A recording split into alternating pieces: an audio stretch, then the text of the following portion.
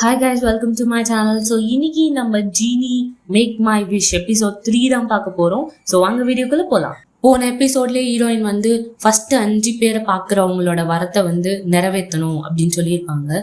So ஜீனியால் வந்து 3 பேரோட மனசை வந்து கெடுக்க முடியும் அப்படின்னா நீ என்ன சாவடிச்சிக்கலாம் அப்படின்னு சொல்லிட்டு ஹீரோயின் சொல்லியிருப்பாங்க.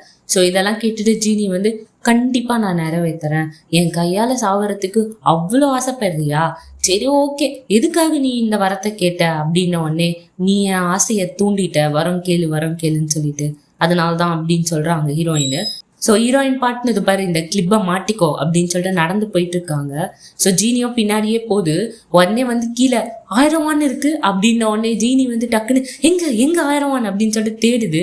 ஹீரோயின் அப்படியே வந்து கேவலமா பாக்குறாங்க ஜீனிய. உடனே ஜீனி வந்து நான் 1000 தேடுறேன்னு நினைச்சு, ஹே அதெல்லாம் தேவையே கிடையாது எனக்கு, நான் வந்து ஷூலேஸ் கட்டிட்டு இருக்கேன் அப்படின்னு சொல்லிட்டு இருக்கு. ஆப்போசிட்ல அந்த சூப்பர் மார்க்கெட் திட்டு வாங்கினவங்க வராங்க. ஸோ இவங்கள ஃபர்ஸ்டா செலக்ட் பண்ணிக்கிறாங்க. செகண்டா வந்து ஒரு பேங்க்ல வேலை செய்யற ஒரு பொண்ணு வருது. அந்த பொண்ணு வந்து ஹீரோயினோட பேக்கையே பார்த்துட்டு இருக்கு, லக்ஸரியஸா இருக்கு அப்படின்னு சொல்லிட்டு.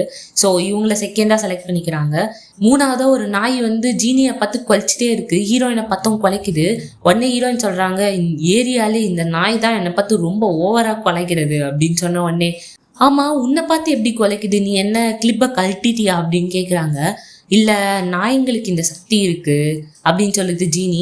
ஓகே, மூணாவது ஆளா இதை சேர்த்துக்க வேண்டியதான் அப்படின்னு சொன்ன உடனே ஹீரோயின் சொல்றாங்க, இந்த பாரு லூஸ் மாதிரி பண்ணாத, ஹியூமன்ஸை மட்டும் சேர்த்துக்கோ, நாயங்களெல்லாம் சேர்க்காத அப்படின்னு சொல்றாங்க. பட் இருந்தாலும் நீ தானே சொன்ன 5 ஜீவன்கள் ஃபர்ஸ்ட் பாக்குறவங்கள தானே சேர்க்கணும்னு சொன்னேன், அப்போ இந்த நாயும் நான் சேர்த்துப்பேன் அப்படின்னு சொன்னோடனே ஏதோ பண்ணித்தொலை அப்படின்னு சொல்லிட்டு ஹீரோயின் போறாங்க. ஒருத்தர் வண்டி எடுத்துட்டு வராரு. ஸோ அவர் வந்து ரெஸ்டாரண்ட் வச்சிருக்காரு. ஸோ 4வதா இவரையும் சேர்த்துக்கிறாங்க. 5வதா வந்து ஒரு பையன் வந்து விளாக் பண்ணுவான். அந்த பையன் வந்து ஹீரோயினை பார்த்து பயப்படுறான், ஐயோ இது இந்த இங்கே நின்றுட்டு இருக்கு, நம்மளை கொலைகெல்லாம் பண்ணிடுவாளோ அப்படின்னு சொல்லிட்டு. ஆனால் ஜீனி தான் கண்ணுக்கு தெரியல. ஸோ அதனால பயப்படுறான், தனியா இருக்காளே அப்படின்னு சொல்லிட்டு. எப்படியாச்சும் இங்கேருந்து எஸ் ஆயிடணும் அப்படின்னு சொல்லிட்டு நடந்து போயிட்டு இருக்கான். என்ன யூடியூப்ல அப்படி போகுது அப்படின்னு சொல்லிட்டு கேட்குறாங்க.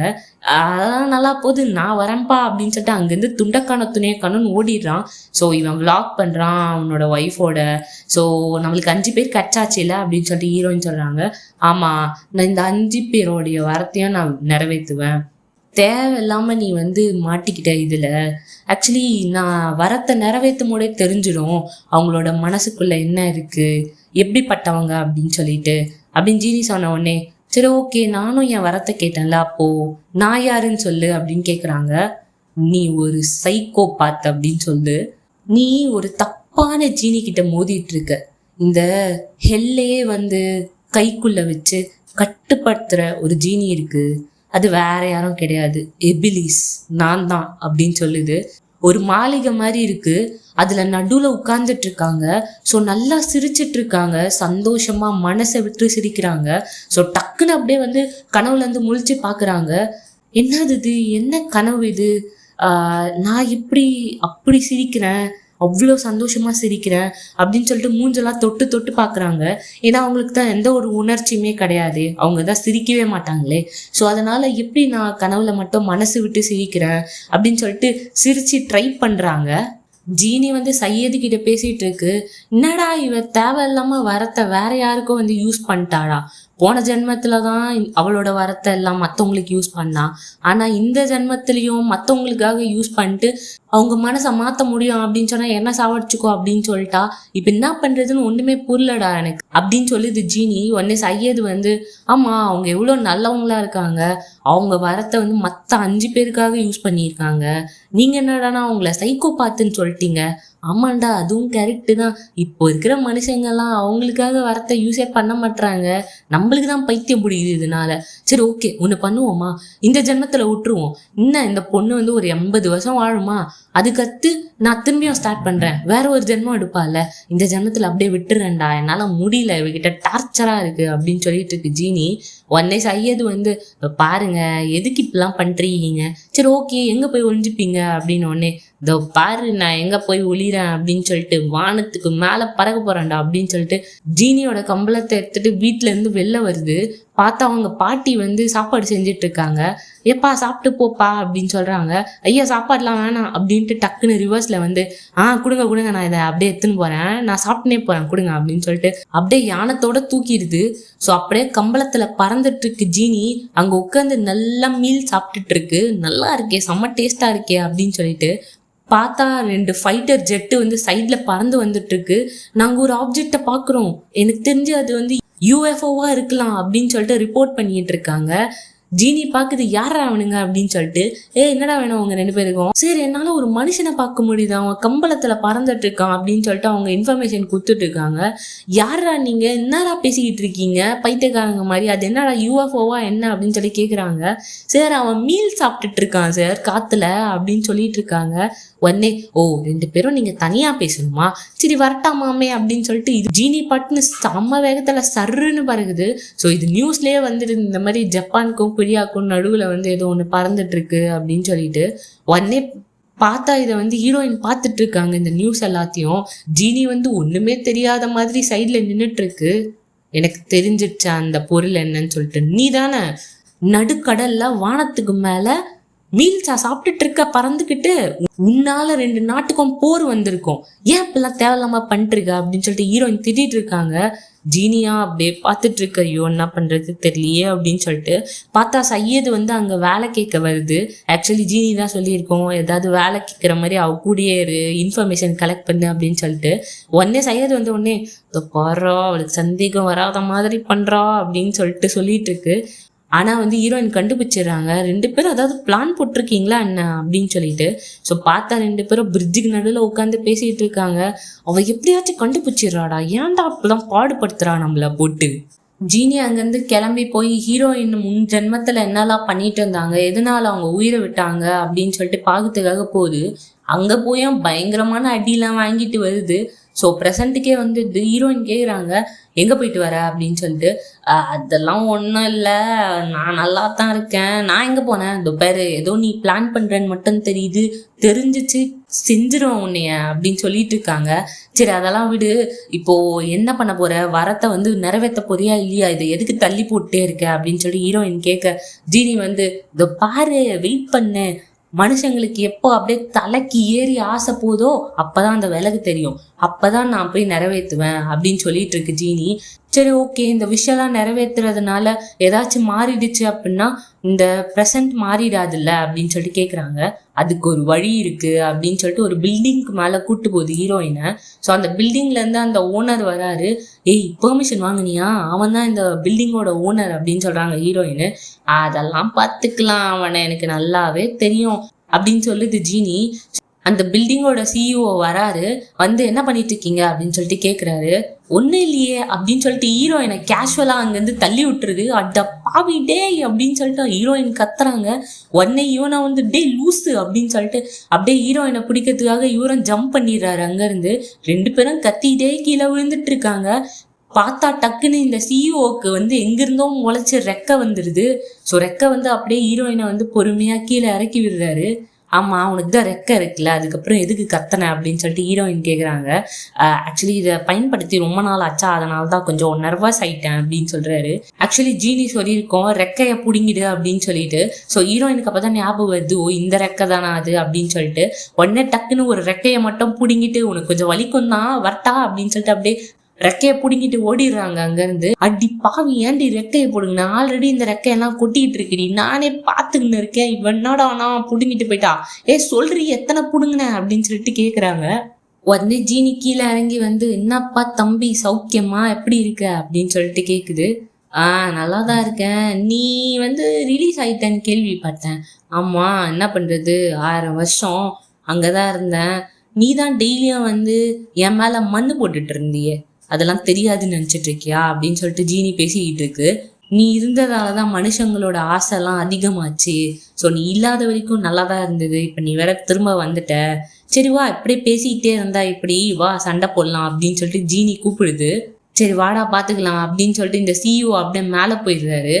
பார்க்குறாரு, என்ன இவன் ஆலைய காணமே அப்படின்னு சொல்லிட்டு. ஸோ ஜீனி பார்க்குது, இந்த பில்டிங் நல்லா இருக்கே, அப்படிலாம் இருக்கக்கூடாது அப்படின்னு சொல்லிட்டு ஃபர்ஸ்ட் ஃப்ளோர்லேருந்து அப்படியே மேலே வருது, பில்டிங்கை உடச்சி தள்ளிக்கிட்டு. யாரா இவன் அப்படின்னு சொல்லிட்டு இந்த சிஇஓ பயந்துடுறாரு. நான் தம்பி எப்படி இருந்துச்சு, நல்லா இருந்துச்சா அப்படின்னு கேக்குது. உடனே இவருக்கு செம்ம காண்டு, அடப்பாவி பைத்தியக்கார பயல, இந்த பில்டிங் எவ்வளவு ஒர்த்து தெரியுமாடா, ஆல்ரெடி இதெல்லாம் சேல் ஆயிடுச்சுடா, அடுத்த வாரம் எல்லாரும் வராங்கடா, ஏன்டா அப்படி பண்ண பைத்தியக்காரா அப்படின்னு சொல்லிட்டு கத்திட்டு இருக்காரு இவரு.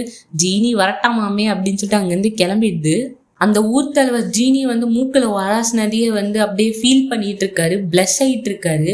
ஸோ கூட வேலை செய்கிறவன் வந்து சொல்கிறான், இந்த மாதிரி வந்து அராப்லலாம் வந்து நல்ல மனுஷனை ஒருத்தவங்க பார்த்தாங்க அப்படின்னா, நல்ல பெருமையானவங்களை பார்த்தாங்க அப்படின்னா மூக்கில் வந்து ஒராசு வாங்கலாம் அப்படின்னு சொன்ன உடனே, டே உண்மையாடா, அப்போது இது வேற மாதிரி எதுவும் இல்லைல்ல, அப்பெல்லாம் ஒன்றும் இல்லை அப்படின்ன உடனே, அப்பா என் குடும்பத்தில் பாலை வாத்தடா அப்படின்னு சொல்லிட்டு அவரோட ஒய்ஃபை போய் கட்டி பிடிச்சிக்கிறாரு. ஸோ அவருக்கு வேற மாதிரி ஏதோ ஃபீல் ஆயிடுச்சு போல் இருக்கு. கட் பண்ணா சூப்பர் மார்க்கெட்ல காட்டுறாங்க. ஸோ அந்த மேனேஜர் வந்து திட்டிக்கிட்டு இருக்கு, ஏன் நீங்க இப்பெல்லாம் பண்றீங்க, உங்க கையில எதுக்கு பேட்ச் போட்டிருக்கீங்க, நான் மேக்கப் போட்டு வரதானே சொன்னேன் அப்படின்னு சொல்லிட்டு திட்டிட்டு இருக்கு. ஸோ இவங்களும் பார்த்துட்டு இருக்காங்க ஒரு மாதிரி பாவமா. ஸோ எல்லாத்தையும் குடோன்ல எடுத்துட்டு போய் வச்சுட்டு இருக்கும்போது, ஏன் எனக்கு மட்டும் இந்த மாதிரிலாம் நடக்குது அப்படின்னு சொல்லிட்டு ஃபீல் பண்ணிட்டு இருக்காங்க. அப்ப பார்த்தா டக்குன்னு ஒரு விளக்கு கிடைக்குது. அந்த விளக்க பாக்குறாங்க, என்ன இது ரொம்ப பழசா இருக்கே அப்படின்னு சொல்லிட்டு. ஸோ அப்படியே லைட்டா வந்து அதை தொடும்போது அதுல இருந்து ஜீனி வெளியே வருது. இவங்க ஒரு மாதிரி பயந்துடுறாங்க. யார் நீ அப்படின்னு சொல்லிட்டு கேட்குறாங்க. நான் தான் ஜீனி, நான் உன்னோட 3 விஷயம் நிறைவேற்றுறேன், ஆனால் எதிர்காலத்துக்கு போக முடியாது, ப்ளஸ் இறந்தவங்களுக்கு உயிர் தர முடியாது, இதை தவிர்த்து நீ என்ன வேணா கேட்கலாம் அப்படின்ன உடனே அங்கே சீன் கட்டா ஹீரோயின் கேட்குறாங்க, இந்த மாதிரி என்ன வரம் கேட்டாங்க சொல்லு அப்படின்னு சொல்லிட்டு அதை எழுதுறதுக்காக ரெடியாக இருக்காங்க. ஸோ அப்படியே காட்டுறாங்க. பார்த்தா வந்து அவங்க பிரான்ச் மேனேஜர் ஆகணும் அப்படின்னு சொல்லிட்டு கேட்டிருக்காங்க. சரி ஓகே பிரான்ச் மேனேஜராக ஆக்கிடுறேன் அப்படின்னு சொல்லிட்டு ஜீனி ஆக்கி விட்டுருச்சு போல. எல்லாருமே ஆச்சரியமா பார்க்குறாங்க, இப்படி இவங்க ஒரே நைட்டில் வந்து பிரான்ச் மேனேஜராக மாறினாங்க அப்படின்னு சொல்லிட்டு. ஆக்சுவலி இவங்க 20 வருஷமா ஒர்க் பண்ணியிருப்பாங்க, பட் இருந்தாலும் அவங்களால வந்து மேனேஜரோ நார்மலாக ஆயிருக்க முடியாது. ஸோ இப்போ பிரான்ச் மேனேஜர் ஆயிட்டாங்க அப்படின்னு சொல்லிட்டு எல்லாருக்குமே செம்ம ஷாக்கு. ஸோ பார்த்துட்டு இருக்காங்க. பக்கத்தில் தான் அந்த மேனேஜரும் நின்றுட்டு இருக்கு. இதை பாருங்க, போய் அந்த டிஸ்பிளேவை மாற்றுங்க அப்படின்னு சொல்லிட்டு தெனாவட்டா சொல்லுது இந்த அம்மா. ஸோ இவங்களும் பார்க்குறாங்க, நானா மாற்றணும், ஏன் மாற்ற மாட்டிங்களா, போய் மாற்றுங்க, ப்ளஸ் ரொம்ப ஓவராக லிப்ஸ்டிக் போடாதீங்க, ரொம்ப அதிகமாக சென்ட்லாம் போடாதீங்க சரிங்களா அப்படின்னு சொல்லிட்டு கலாச்சி விட்டுருது அந்த அம்மாவை. அந்த அம்மாவும் சரி ஓகே அப்படின்னு சொல்லிட்டு போயிடுறாங்க. பார்த்தா ஹீரோயின் வந்து, என்ன நீங்கள் காருக்கு வந்து ஆயில் மாற்றணும்னு சொன்னீங்களே, மாற்றலாமா அப்படின்னு கேட்குறாங்க. இல்லை ஆக்சுவலி எனக்கு ஆயில் மாற்றுறதெல்லாம் ஐடியா இல்லை, நான் வந்து புது கார் வாங்க போகிறேன், இம்போர்ட்டட் கார் அப்படின்னு சொல்லிட்டு போயிடுது. ஸோ ஹீரோயின் பார்க்குறாங்க, சே நான் ஒரு கிளைண்ட்டை மிஸ் பண்ணிட்டேனே அப்படின்னு சொல்லிட்டு. ஸோ ஜீனி கேட்குது, பார்த்தல மனுஷங்க பேராசை பிடிச்சவங்க எப்படி மாறிட்டாங்க பாரு அப்படின்னு சொல்லுது ஜீனி. ஆமாம் அவங்க வந்து நீ இப்படி சுற்றிக்கிட்டு இருக்கியே, உன் மூஞ்சி அவனுக்கு தெரியாது அப்படின்னு கேட்குறாங்க ஹீரோயின். நான் ஒரு ஜஸ்ட் மணல் பேய் மாதிரி தான் உங்களுக்கு வந்து ரிஃப்ளெக்ஷன் கொடுத்துருக்கேன், அவங்களுக்கு என் மூஞ்சிலாம் தெரியாது, கவலைப்படாத அப்படின்னு சொல்லுது ஜீனி. உன்ன மாதிரி தான் மிஞ்சியும் இந்த மாதிரி தான் வேஷம் போட்டு சுற்றிட்டு இருக்கா அப்படின்ன உடனே, ஆமாம் நீ மிஞ்சின்றிய யார் பாரு அப்படின்னு சொல்லிட்டு ஜீனி கேட்குது. ஸோ அப்படியே ஃப்ளாஷ்பேக்கில் காட்டுறாங்க, விஞ்சியை வந்து ரொம்பவே புள்ளி பண்ணிட்டு இருந்திருப்பாங்க பசங்க எல்லாரும் சேர்ந்து. ஸோ ஹீரோயின் பார்க்குறாங்க, உங்களுக்கு தெரியும் இல்லை ரூல்ஸ் பிரகாரம் இந்த மாதிரிலாம் பண்ணக்கூடாது அப்படின்னு சொல்லிட்டு, எதுக்கு அவளை அடிக்கிறீங்க, அவளுக்கு வலிக்கும்.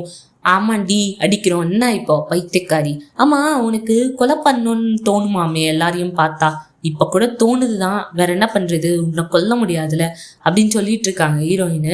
ஸோ இவங்க எல்லாருமே சிகரெட் பிடிச்சிட்டு இருக்காங்க பாத்ரூமில். ஹீரோயின் என்ன பண்ணுறாங்கன்னா அங்கே போயிட்டு கெரோசின் ஊற்றி விட்டுறாங்க. வெளியே வந்து பார்த்தா என்ன கெரோசின் ஸ்மெல் அடிக்குது அப்படின்னு சொல்லிட்டு பார்த்துட்டு இருக்காங்க. ஹீரோயின் கையில் லைட்டர் இருக்குது, இதை பாரு மரியாதையாக எல்லாத்தையும் ஸ்டாப் பண்ணிடு இல்லைன்னா எரிச்சிருவேன் அப்படின்னு சொல்லிட்டு இருக்காங்க.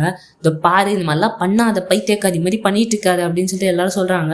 உடனே வந்து ஹீரோயின் வந்து லைட்டர் எடுத்து கொளுத்தலான்னு போகும்போது, சரி சரி சரி நாங்கள் மிஞ்சி எதுவும் பண்ண மாட்டோம், இதுக்கப்புறம் எதுவுமே நடக்காது அப்படின்னு சொல்கிறாங்க.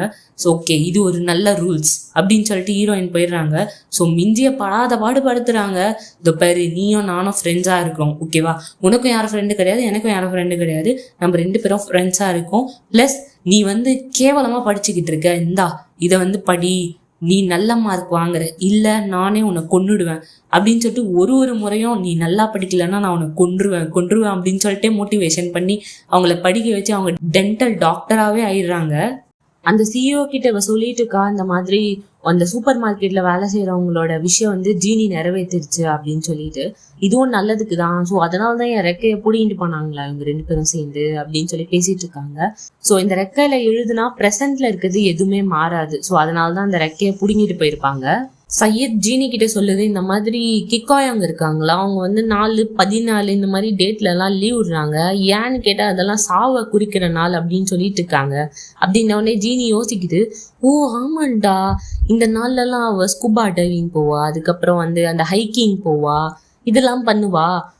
இதுதான் வந்து காரணமா, அவ வந்து நேச்சுரலா சாகணும்னு நினைக்கிறா. அவங்க பாட்டி செத்த உடனே இவளும் சாகணும், அவளோட மரணம் அப்படியே நேச்சுரலா இருக்கணும்னு நினைக்கிறா. விடக்கூடாதுரா, இவளை பழி வாங்கணும் அப்படின்னா உயிரோட இருக்கணும், அவங்க பாட்டியும் உயிரோட இருக்கணும் அப்படின்னு சொல்லிட்டு, அவங்க பாட்டி வந்து கை வலிக்குது அப்படின்னு உடனே போய் எங்க வலிக்குது அப்படின்னு சொல்லிட்டு கையை பிடிச்சி விட்டு ஜீனி. அதுக்கப்புறம் பூண்டு தட்டிட்டு இருக்காங்க அவங்க பாட்டி. ஐயோ, இந்த பூண்டை போட்டுதான் சூப்பை குடிக்கணுமா, இது வேற ஒண்ணு அப்படின்னு சொல்லிட்டு தட்டிட்டு இருக்கும்போது ஜீனி ஓடி வந்து, இதோ பாருங்க, கவலைலாம் படாதீங்க பாட்டி, நான் அவங்களுக்கு பண்ணித்தரேன் அப்படின்னு சொல்லிட்டு பூண்டை போய் நசுக்கிட்டு இருக்கு. அவங்க பாட்டி கேக்குறாங்க, ஏன்பா இவ்வளோ செய்யறியே, என் பேத்தி அவ்வளோ பிடிக்குமாப்பா உனக்கு அப்படின்னு ஒன்று. உன் பேத்தியாவது ஆமா எனக்கு பிடிக்கும் தான். ஆக்சுவலி நான் அவளை பார்த்த உடனே விழுந்துட்டேன் தெரியுமா, என்ன பண்றதுன்னு தெரியல. உங்க பேத்தி வந்து ஒரு டிஃப்ரெண்டான, இந்த உலகத்திலேயே அந்த மாதிரி ஒரு பொண்ணு கிடைக்கவே மாட்டா அப்படின்னு சொல்லிட்டு பேசிட்டு இருக்கு. சரி ஓகே, ஃபர்ஸ்ட் பார்க்கும்போது உனக்கு எப்படிப்பா இருந்துச்சு என் பேத்தி அப்படின்னு ஒன்னே. ஃபர்ஸ்ட் உங்க பேத்திய பார்க்கும்போது அப்படியே கழுத்தை போட்டு, என்ன நீ இந்த மாதிரிலாம் சொல்ற, நிறுத்து இதெல்லாம் சொல்லாத அப்படின்னு சொல்லிட்டு இருக்காங்க அந்த பாட்டி. உடனே அந்த பாட்டி வந்து, ஐயோ இன்னைக்கு வேற நம்ம களை இறக்கணுமே அப்படின்னு சொன்ன உடனே, என்னது அப்படின்ட்டு ஜீனி பார்த்தா பாவம் வயல்ல போய் எல்லாத்தையும் வெட்டி சாச்சிக்கிட்டு இருக்கு. ஐயோ முதுகு போச்சே அப்படின்னு சொல்லிட்டு கஷ்டப்பட்டு எல்லாத்தையும் பண்ணிட்டு இருக்கு. ஸோ சையது வந்து, என்ன எஜமா இவ்வளோ வேலை செஞ்சுட்டு இருக்காரு, பாட்டிக்கு முன்னாடி இவரு போய் மேலே சேர்ந்துருவாரு போல இருக்கே அப்படின்னு சொல்லிட்டு வருது. ஸோ இவங்க 2 பேரும் பேசிட்டு இருக்காங்க.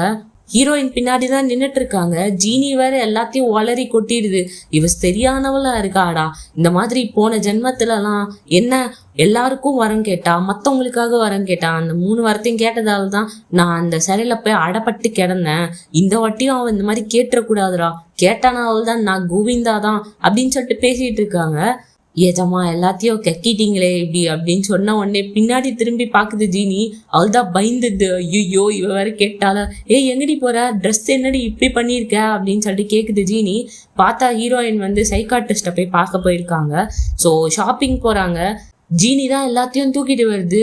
ஏன் இவ்வளோத்தையும் என் கையில குத்துருக்க, என்னால முடியல, ஆல்ரெடி டயர்டா இருக்கு அப்படின்னு உடனே, நான் ஹீல்ஸ் போட்டிருக்கேன், அதனால தான் உன்னை தூக்கிட்டு வர சொல்றேன், இதெல்லாம் ஒரு காரணமா, அடிச்சிருவோம் பாரு உன்னை அப்படின்னு சொல்லி பின்னாடி போயிட்டு இருக்கு.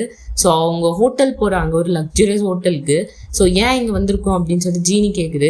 ஆக்சுவலி மனுஷங்கெல்லாம் இந்த மாதிரி இங்க வந்து போட்டோ எடுக்கிறதுலாம் சாதாரணம், ஸோ நம்மளும் அந்த மாதிரி இருக்கணும்ட்டு வந்தேன் அப்படின்னு சொல்லிட்டு சாப்பிட்டுட்டு இருக்காங்க 2 பேரும். ஜீனி கேக்குது, உனக்கு இந்த இடம் தான் பிடிக்கல, எங்க போனோம் அப்படின்னு சொல்லிட்டு. ஸோ ஹீரோயின் அப்படியே பாக்குறாங்க, அவங்க ஒரு டவர் மாதிரி இருக்கு. இந்த பாரு, இந்த வாட்டி நீ என்னை தள்ளி விட மாட்டேன்னு சத்தியம் பண்ணு, நான் கூட்டின்னு போறேன் அப்படின்னு சொல்லுது ஜீனி. ஹீரோயினையும் அப்படியே கூட்டு போயிடுதாங்க. அங்க போய் நின்றுட்டு இருக்காங்க 2 பேரும். செம்ம ஹைட்டா இருக்கு. ஜீனி சொல்லுது, இந்த இடத்துலயாச்சும் நீ சந்தோஷமா உணர்றிய அப்படின்னு சொல்லிட்டு. ஸோ ஹீரோயின் சொல்றாங்க, இந்த இடம் ரொம்ப இருட்டா இருக்கு, என்னோட எமோஷன்ஸை யாராலையுமே பார்க்க முடியாது, ஸோ அந்த வகையில உன்னை எனக்கு ரொம்ப பிடிச்சிருக்கு அப்படின்னு சொல்லிடுறாங்க.